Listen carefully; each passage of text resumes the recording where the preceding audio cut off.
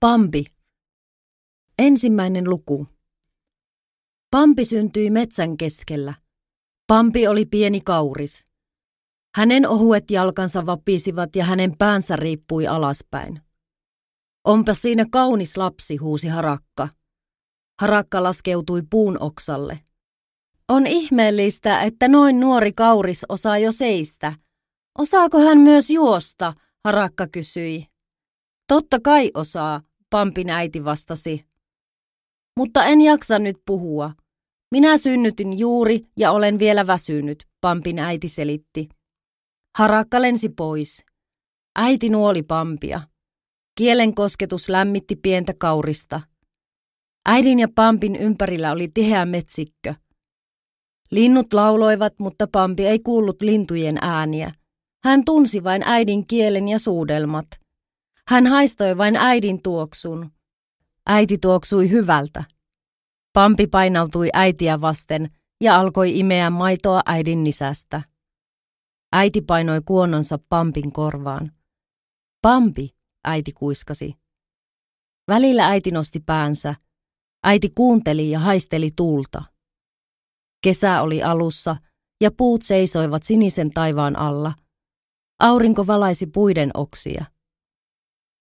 Puiden alla kasvoi punaisia, valkoisia ja keltaisia kukkia. Kukat näyttivät tähdiltä. Kaikki tuoksui tuoreelta ja uudelta. Nämä olivat Pampin elämän ensimmäisiä päiviä. Hän käveli äitinsä perässä kapeaa polkua, joka kulki pensaiden lomassa. Pensaiden lehdet koskettivat pehmeästi Pampin kylkiä. Koko metsä oli täynnä polkuja. Pampin äiti tunsi kaikki polut ja löysi aina reitin pensaiden välistä. Pampilla oli paljon kysymyksiä äidille. Pampista oli ihanaa kysyä ja kuunnella, kuinka äiti vastasi. Joskus Pampi ei ymmärtänyt vastausta, mutta sekään ei haitannut häntä. Kerran Pampi kysyi, kenelle tämä polku kuuluu? Meille, Pampin äiti vastasi. Sinulle ja minulle, Pampi kysyi. Niin, Pampin äiti sanoi. Vain meille kahdelle, Pampi ihmetteli. Ei vaan kaikille kauriille, Pampin äiti selitti. Mitä kauriit ovat, Pampi kysyi ja nauroi. Pampin äiti katseli Pampia ja nauroi myös. Sinä olet kauris ja minä olen kauris. Me olemme molemmat kauriita. Ymmärrätkö sinä sen, Pampin äiti sanoi. Pampi pomppi ilmaan riemusta. Kyllä minä ymmärrän. Minä olen pieni kauris ja sinä olet iso kauris, etkös olekin, Pampi sanoi. Pampin äiti nyökkäsi. Nyt sinä ymmärrät, äiti sanoi. Äkkiä Pampi oli taas vakava. Onko muitakin kauriita kuin sinä ja minä, Pampi kysyi. Totta kai, on paljon muita kauriita, Pampin äiti vastasi. Missä he ovat, Pampi kysyi. He ovat täällä kaikkialla, Pampin äiti sanoi. Mutta minä en näe ketään, Pampi sanoi. Kyllä sinä pian näet heidät, Pampin äiti sanoi. Milloin, Pampi ihmetteli. Pian, äiti sanoi. Sitten Pampin äiti käveli eteenpäin eikä sanonut mitään. Pampi oli myös hiljaa. Hän ihmetteli mielessään, mitä pian mahtoi tarkoittaa. Pampi päätteli, että pian oli eri asia kuin nyt. Äkkiä Pampi kysyi, kuka teki tämän polun?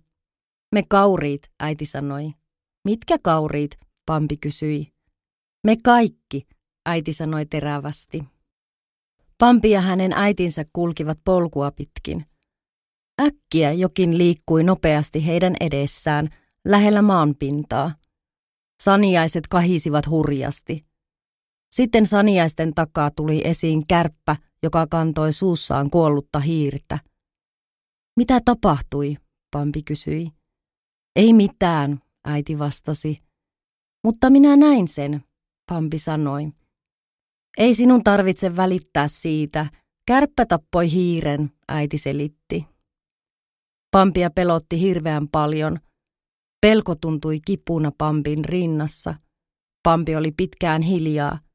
Lopulta hän kysyi, miksi kärppä tappoi hiiren? Kävellään nopeammin, äiti sanoi. Pampi ja hänen äitinsä kiiruhtivat eteenpäin. Tapammeko mekin hiiriä? Pampi kysyi. Emme, äiti sanoi. Emme koskaan, Pampi kysyi. Emme koskaan, äiti vastasi. Minkä vuoksi? Pampi kysyi. Koska me emme koskaan tapa ketään, äiti selitti. Nyt Pampi oli taas iloinen. Pampi ja hänen äitinsä ohittivat pienen puun. Puun oksalla oli 2 lintua, jotka riitelivät kovaan ääneen. Pysy kaukana minusta, ensimmäinen lintu sanoi. En minä sinua pelkää, toinen lintu vastasi. Miksi nuo linnut riitelevät, Pampi kysyi. He riitelevät ruuasta, Pampin äiti vastasi. Riitelemmekö mekin joskus ruuasta, Pampi kysyi. Emme koskaan, Pampin äiti sanoi. Miksi emme, Pampi kysyi. Koska meille on aina tarpeeksi ruokaa, Pampin äiti selitti. Olemmeko me joskus vihaisia toisillemme, Pampi kysyi. Emme koskaan, Pampin äiti sanoi. Pampi ja hänen äitinsä saapuivat polun päähän. Heidän edessään oli aukio, jolla ei kasvanut pensaita tai puita. Mikä tuo on, Pampi kysyi. Se on niitty, Pampin äiti sanoi. Mikä niitty on, Pampi ihmetteli. Näet sen kohta, Pampin äiti sanoi. Pampin äiti seisoi hetken paikoillaan ja haisteli ilmaa varovaisesti. Pampi aikoi hypätä niitylle, mutta äiti pysäytti hänet. Kuuntele minua, Pampi. Niityllä käyminen voi olla vaarallista. Älä kysy miksi. Saat sen kyllä selville myöhemmin. Nyt sinun pitää vain totella minua. Lupaatko tehdä niin, Pampin äiti sanoi. Kyllä lupaan, Pampi vastasi. Hyvä. Minä menen ensin. Odota sinä tässä ja katsele minua. Jos tulen takaisin, käänny ympäri ja juokse metsän suojaan. Juokse niin lujaa kuin pystyt. Minä saan sinut kyllä kiinni, Pampin äiti sanoi. Pampin äiti oli hetken hiljaa. Sitten hän jatkoi. Ja jos kävisi niin, äiti oli hiljaa ja sanoi sitten, jos vaikka näkisit, että minä kaadun maahan, niin sinun pitää vain juosta. Älä ajattele minua, kunhan vain juokset niin nopeasti kuin ikinä pystyt. Lupaatko sen minulle? Kyllä, Pampi sanoi hiljaa. Sinun pitää tulla heti minun luokseni, jos kutsun sinua. Jos minä alan juosta, sinunkin pitää juosta. Ethän unohda tätä, Pampin äiti sanoi. En unohda, Pampi sanoi. Nyt minä menen niitylle, Pampin äiti sanoi. Hän käveli eteenpäin. Pampi seisoi paikoillaan ja katseli äitiään. Pampin äiti seisoi niityllä ja kuunteli tarkasti. Kaikki hyvin, voit tulla niitylle, Pampin äiti sanoi. Pampi loikki aukiolle. Pampi oli tottunut metsän varjoihin, mutta aukiolla ei ollut puita. Pampi seisoi lämpimässä auringonvalossa, joka lämmitti hänen sydäntään. Pampi loikki riemusta. Hän imi ilmaa syvälle keuhkoihinsa. Hän hyppäsi 5 kertaa ilmaan. Pampi oli tottunut metsän kapeisiin polkuihin. Pampin äiti ymmärsi sen. Pampin äiti alkoi juosta ympäri niittyä. Pampi hämmästyi. Oliko jokin hätänä? Pitikö hänen paeta takaisin metsään? Mutta sitten Pampin äiti tuli lähelle ja hipaisi kuonollaan Pampin kylkeä. Äiti nauroi ja sanoi, ota minut kiinni. Pampin äiti kirmasi niityllä. Pampi juoksi hänen perässään. Ensin Pampin askeleet olivat epävarmoja, mutta sitten hän sai ilmaa jalkojensa alle. Ruohonkorret koskettivat pehmeästi Pampin turkkia. Pampi kääntyi, kieppui ja syöksähteli ympäri niittyä. Lopulta Pampin äiti pysähtyi. Pampi tuli äitinsä luokse ja he seisoivat vierekkäin. Pampi katseli niittyä tarkemmin. Niityllä kasvoi vihreää ruohoa ja valkoisia kukkia.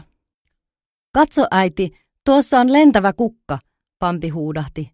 Ei se ole kukka, se on perhonen, Pampin äiti selitti. Pampi tuijotti perhosta ihmeissään. Sitten hän huomasi, että ilmassa oli monta muutakin perhosta. Perhoset leijuivat ilmassa ja kieppuivat toistensa ympärillä. Kun Pampi katsoi alaspäin, hän näki maassa monta liikkuvaa pistettä. Keitä nuo ovat, Pampi kysyi. Ne ovat muurahaisia, Pampin äiti selitti. Katso äiti, tuossa on loikkiva ruohonkorsi, Pampi huudahti. Ei se ole ruohonkorsi, se on heinäsirkka, Pampin äiti selitti. Miksi hän loikkii tuolla tavalla, Pampi ihmetteli. Hän pelkää, että me astumme hänen päälleen, Pampin äiti sanoi. Ei sinun tarvitse pelätä, emme me tee sinulle pahaa, Pampi sanoi heinäsirkalle. Niityllä täytyy olla varovainen, heinäsirkka sanoi. En ole koskaan ennen ollut niityllä. Äiti toi minut tänne, Pampi selitti. Se ei kiinnosta minua. Minulla ei ole aikaa jutella kanssasi, sillä minun pitää etsiä vaimoani, heinäsirkka sanoi tylysti ja hyppi pois. Pampi juoksi äitinsä luokse. Äiti, minä puhuin hänelle, Pampi huudahti. Kenelle? Pampin äiti kysyi. Heinäsirkalle, minä puhuin hänelle. Hän oli ihmeellinen ja vihreä ja hänellä oli hassut jutut kyljissään, Pampi sanoi. Ne ovat hänen siipensä, Pampin äiti selitti. Pampi huomasi Perhosen, joka istui heinänkorrella. Perhonen heilutti siipiään. Voitko olla hetken ajan paikoillasi, Pampi sanoi Perhoselle. Miksi olisin paikoillani? Minä olen Perhonen, Perhonen sanoi. Haluaisin katsella sinua tarkemmin, Pampi selitti. Hyvä on, olen paikoillani sinua varten, mutta vain vähän aikaa, Perhonen sanoi. Olet valtavan kaunis, aivan ihmeellinen, olet ihan niin kuin kukka, Pampi huudahti. Sanoitko sinä, että minä olen kukan näköinen? Me perhoset olemme sitä mieltä, että me olemme komeampia kuin kukat, Perhonen sanoi. Pyydän anteeksi, olet paljon komeampi kuin kukka, en tarkoittanut mitään pahaa, Pampi sanoi. En minä välitä siitä, mitä sinä tarkoitit, Perhonen sanoi ja hieroi tuntosarviaan. Olet todella upea ja siipesi ovat niin valkoiset, Pampi ihasteli. Perhonen levitti siipensä. Minulle riittää se, että osaan lentää, Perhonen sanoi. Sitten Perhonen nousi ilmaan ja lensi pois. Tällä tavalla Pampi tutustui niittyyn ja siellä asuviin hyönteisiin. Niityn lähellä kasvoi tiheä pensaikko. Pensaiden keskellä oli Pampin äidin piilopaikka. Äiti vei Pampin piilopaikkaan päivälevolle. Minä haluan mennä takaisin niitylle, Pampi sanoi. Emme voi mennä nyt niitylle, Pampin äiti sanoi. Miksi emme voi, Pampi ihmetteli.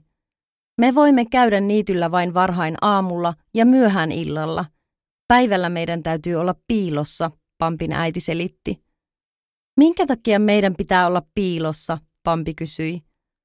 Koska päivällä niitty voi olla vaarallinen paikka, Pampin äiti sanoi. Miksi niitty on päivällä vaarallinen, Pampi kysyi. Sinä ymmärrät kyllä, kun olet vanhempi. Nyt sinun täytyy vain muistaa, että päivällä niitty ei ole meitä varten, Pampin äiti sanoi hyvin vakavasti. Onko täälläkin vaarallista, Pampi kysyi. Ei, täällä me olemme piilossa, olemme pensaiden takana. Maassa on pudonneita lehtiä, joiden päällä on mukava istua, Pampin äiti sanoi. Mitä pudonneet lehdet ovat, Pampi kysyi. Sitten Pampin äiti selitti, että puiden lehdet eivät ole aina vihreitä. Syksyllä lehtien väri vaihtuu. Lehdistä tulee keltaisia ja punaisia. Sitten ne putoavat maahan. Pudonneista lehdistä on paljon hyötyä kauriille. Kauriit voivat istua tai maata lehtien päällä. Lisäksi pudonneet lehdet kahisevat, jos joku kävelee niiden päällä. Kahina kertoo kaurille, että joku lähestyy. Kahina voi varoittaa vaarasta.